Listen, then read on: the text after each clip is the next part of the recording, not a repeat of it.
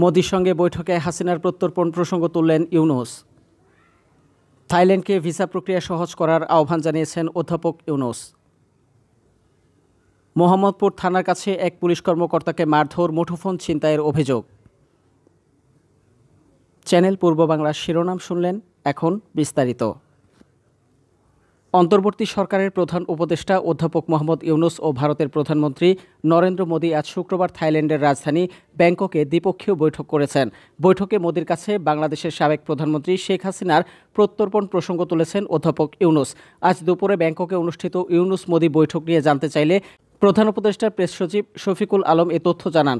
বৈঠকটি অত্যন্ত ফলপ্রসূ ও গঠনমূলক হয়েছে বলে মন্তব্য করেন তিনি। শফিকুল আলম বলেন, ভারতের সঙ্গে আমাদের পারস্পরিক স্বার্থ সংশ্লিষ্ট যতগুলো ইস্যু আছে তার সবকটি নিয়ে কথা হয়েছে। প্রধান উপদেষ্টা আমাদের স্বার্থ সংশ্লিষ্ট সবকটি বিষয় আলোচনায় তুলেছেন। আলোচনায় সাবেক প্রধানমন্ত্রী শেখ হাসিনার প্রত্যর্পণ, ভারতে বসে তিনি যেসব উস্কানিমূলক বক্তব্য দিচ্ছেন সে প্রসঙ্গ, সীমান্ত হত্যা বন্ধ, গঙ্গার পানি চুক্তি নবায়ন, তিস্তা চুক্তির প্রসঙ্গ এসেছে। দুই শীর্ষ নেতার আলোচনা ইতিবাচক ও ফলপ্রসূ হয়েছে।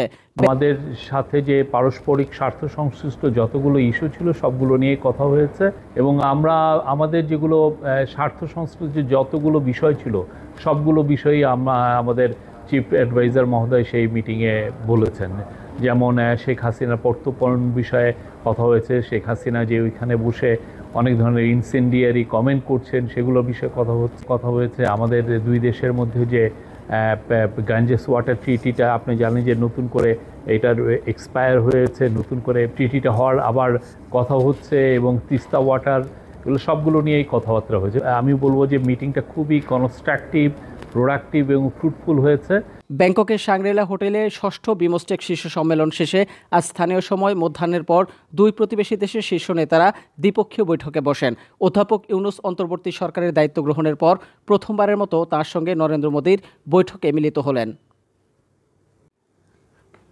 শুক্রবার থাইল্যান্ডের প্রধানমন্ত্রী পেত্তংতর্ণ সিনাওয়াত্রাকে বাংলাদেশি নাগরিকদের থাইল্যান্ড ভ্রমণের জন্য ভিসা প্রক্রিয়া সহজ করার আহ্বান জানিয়েছেন বাংলাদেশের প্রধান উপদেষ্টা অধ্যাপক ডক্টর মোহাম্মদ ইউনূস।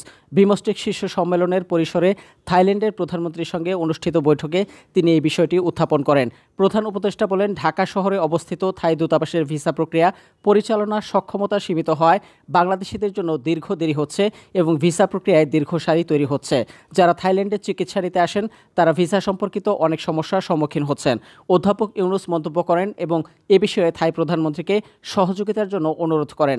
থাই প্রধানমন্ত্রী পেত্তংতর্ণ সিনাওয়াত্রা বাংলাদেশের প্রধান উপদেষ্টাকে আশ্বস্ত করেন যে তিনি বিষয়টি দেখবেন। রাজধানীর মোহাম্মদপুর থানার কাছে একদল ব্যক্তি একজন পুলিশ কর্মকর্তা ও তার দুই স্বজনকে মারধর করে একটি মুঠোফোন ছিনিয়ে নিয়েছেন বলে অভিযোগ পাওয়া গেছে। আহত ব্যক্তিরা ঢাকা মেডিকেল কলেজ হাসপাতালে প্রাথমিক চিকিৎসা নিয়েছেন। গতকাল বৃহস্পতিবার গভীর রাতে এ ঘটনা ঘটে। আহত ব্যক্তিরা হলেন সারদার মৌলিক প্রশিক্ষণরত সহকারী পুলিশ সুপার সাজিদ বিন কামাল, তার দুঃসম্পর্কের দুই চাচাতো ভাই তৌহিদুর রহমান ওরফে ফাহিম ও বিপুল। পুলিশ সূত্র জানায়, গতকাল বৃহস্পতিবার দিবাগত রাত 2:30টার দিকে মোহাম্মদপুর থানার কাছে আল্লাহ করিম মসজিদ সংলগ্ন 3 রাস্তার মোড়ে এএসপি সাজিদ বিন কামালকে বহনকারী একটি প্রাইভেট কারের সঙ্গে একটি মোটরসাইকেলের ধাক্কা লাগে। এতে মোটরসাইকেলটি সামান্য ক্ষতিগ্রস্ত হলে ওই মোটরসাইকেলের আরোহী সহ অপর 2-3টি মোটরসাইকেলের আরোহীরা প্রাইভেট কারটি ধাওয়া করে আটকানোর চেষ্টা করেন। এক পর্যায়ে রাস্তার পাশে থাকা বড় বোর্ডের সঙ্গে ধাক্কা লেগে প্রাইভেট কারের সামনের অংশ দুমড়ে মুচড়ে যায়। এ সময় 10-12 জন প্রাইভেট কারে থাকা এসপি সাজিদ বিন কামাল ও তার দুঃসম্পর্কের চাচাতো ভাই তৌহিদুর ও বিপুলকে মারধর করেন। তারা পুলিশ কর্মকর্তা সাজিদ বিন কামালের কাছ থেকে মুঠোফোন ছিনতাই করে নিয়ে যান। পরে সাজিদ বিন কামাল সহ 3 জন ঢাকা মেডিকেল কলেজ হাসপাতালে প্রাথমিক চিকিৎসা নেন।